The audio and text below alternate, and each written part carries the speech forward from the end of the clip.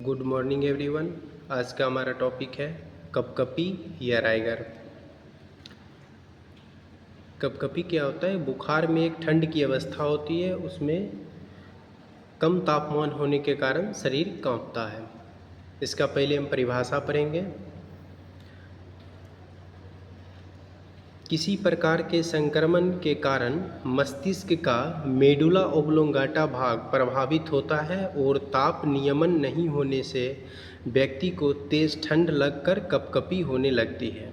मस्तिष्क में मौजूद मेडुला ओब्लोंगाटा में कोई इन्फेक्शन के कारण जो ताप नियंत्रित नहीं हो पाता है, तो उस कारण से तेज ठंड लगती है, तो उसे कपकपी कहते हैं। शुरू से देखते हैं। शरीर में ऊष्मा अथवा ताप नियमन का कार्य मेडुला ओब्लोंगाटा द्वारा किया जाता है। ये छोटा एमसीक्यू में भी आता है कि ताप नियमन और ऊष्मा का नियमन कौन करता है? Medulla oblongata.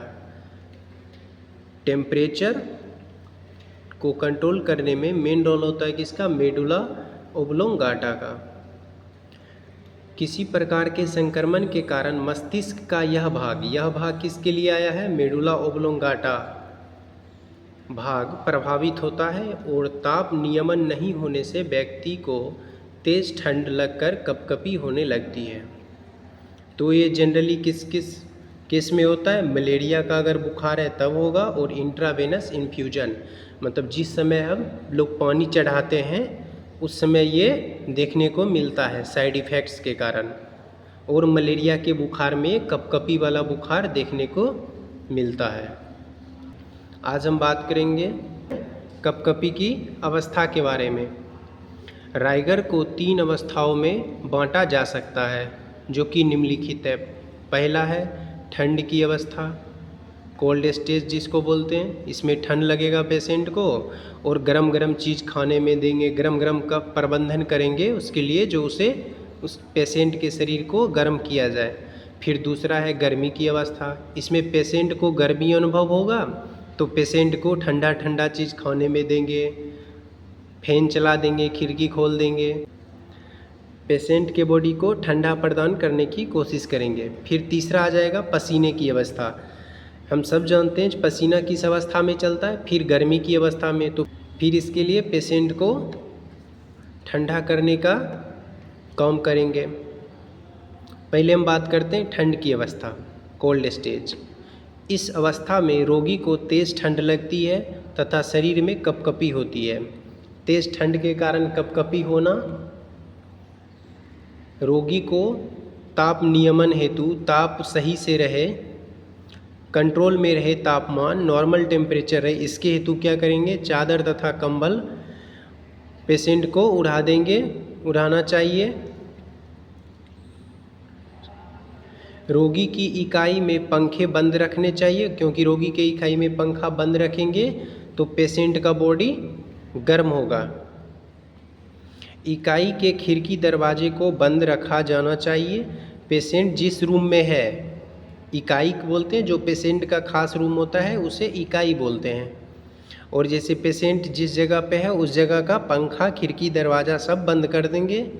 तुरंत चिकित्सक को सूचित किया जाएगा। चिकित्सक को इसलिए सूचित किया जाएगा जो पेशेंट को अभी कपकपी वाला ठंड लग रही है। उसके बाद फिर गर्म खाना और पानी का उपयोग करना चाहिए। पेशेंट का बॉडी ठंडा है तो उसके लिए क्या करेंगे? जो गर्म खाना देंगे, गर्म पानी देंगे, खिड़की, पंखा, कूलर ये सब बंद रखेंगे। फिर हम बात कर रहे हैं गर्मी की अवस्था। फिर हम बात करेंगे गर्मी की अवस्था, हॉट स्टेज। इसमें पेशेंट को क्या होगा? गर्मी लगेगा, तो नर्स का क्या रोल होगा? जो उसे के लिए अपना प्रबंधन करेगी। कोल्ड स्टेज के समाप्त होते ही रोगी के शरीर का ताप बढ़ने लगता है तथा 103 डिग्री फ़ारेनहाइट या इससे भी अधिक हो जाता है। रोगी के शरीर पर से अतिरिक्त कंबल और चादरों को हटा देते हैं। ये हॉट स्टेज है। इसमें पेशेंट को क्या होगा? गर्मी लगेगी, तो इसमें कंबल, चादर रोगी के शरीर से हटा देंगे। कोल्ड स्टेज समाप्त होते ही गर्म वाला स्टेज आ जाएगा। इसमें 103 डिग्री का बुखार रहेगा या उससे भी अधिक का बुखार रहेगा, पेशेंट को गर्मी महसूस होगा तो चादर और कंबल हटा रहे हैं पेशेंट के शरीर से। फिर रोगी के इकाई की खिड़की दरवाजे खोल देते हैं तथा पंखे चला दिए जाते हैं। फिर क्या होगा, रोगी इकाई क्या बोलते हैं, जहाँ पे रोगी उस खास रूम में है उसे इकाई बोलते हैं, यूनिट जिसको इंग्लिश में बोलते हैं। तो रोगी के इकाई के खिड़की दरवाजे ये सब क्या खोल देंगे कि बाहर से ठंडा हवा आए और पेशेंट का बॉडी फिर ठंडा हो, ज़्यादा गर्मी लग रहा है तो पंखे चला दिए जाते। फिर रोगी के शारीरिक ताप को कम करने हेतु शीतल प्रयोग जैसे कोल्ड स्पॉन्ज। रोगी के शारीरिक ताप को कम करने हेतु शीतल प्रयोग करेंगे, मतलब ठंडा ठंडा चीज़ देंगे, जैसे आइस कैप्स लेके सर पे रख देंगे। कोल्ड स्पॉन्ज देंगे, कोल्ड स्पॉन्ज ठंडी पट्टी जो होगी वो सर पे रखेंगे। अगर पेशेंट नहलाना चाह रहा है तो उसे स्पॉन्ज बाथ करवा देंगे, स्पॉन्ज से ही पूरे शरीर को साफ कर देंगे तो वही स्पॉन्ज बाथ हो जाएगा। रोगी के शरीर के ताप को निश्चित अंतराल पर नापते रहना चाहिए। जो जैसे डॉक्टर का बोलना होगा हर एक आधे घंटे पे, हर एक 15 मिनट पे तापमान मापते रहिए, तो फिर उस पेशेंट का तापमान हर समय TPR चार्ट मेंटेन रखना रहेगा। चिकित्सक को रोगी के संबंध में सूचित किया जाना चाहिए। चिकित्सक जो होगा, जो भी डॉक्टर होगा, उसको रोगी के संबंध में बताना चाहिए। तो अगर डॉक्टर को दवाई देना रहेगा तो फिर उसके लिए डॉक्टर दवाई देगा। फिर तीसरा है पसीने की अवस्था, स्वेटिंग स्टेज। इसमें क्या होगा, अत्यधिक शारीरिक ताप वृद्धि के पश्चात रोगी को पसीना आने लगता है। अत्यधिक तापमान बढ़ रहा था दूसरे स्टेज में, तो उसके कारण रोगी को पसीना आने लगता है, तो ये स्वेटिंग अवस्था हो गया, पसीने की अवस्था। इसमें नर्स क्या सब प्रबंधन करेगी मरीज का, वो देखते हैं। रोगी के शरीर के ताप को सामान्य करने के लिए शीतल भोजन, मतलब ठंडा भोजन देंगे। भोजन में क्या देंगे, ठंडा, जैसे कि पेशेंट को ठंडा पेय पदार्थ दे सकते हैं और पानी दिया जाना चाहिए, और पानी भी देते हैं। इसमें सभी चीज़ ठंडा उपयोग करेंगे। रोगी के कक्ष के पंखे कूलर चला देने चाहिए, अगर पंखा है कूलर है तो उसको चला देंगे।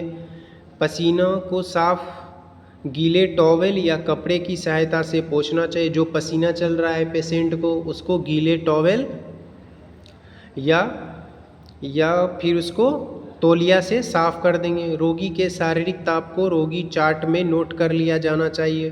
अब पेशेंट को स्वेटिंग हो रहा है, पसीना आ रहा है, तो रोगी के शारीरिक ताप को चार्ट में नोट किया जाएगा। पेशेंट का जो भी फाइल्स है उसमें नोट किया जाएगा। Thank you for watching this video. अगर वीडियो अच्छा लगा हो तो लाइक करें, अगर कोई समस्या है तो कमेंट करें।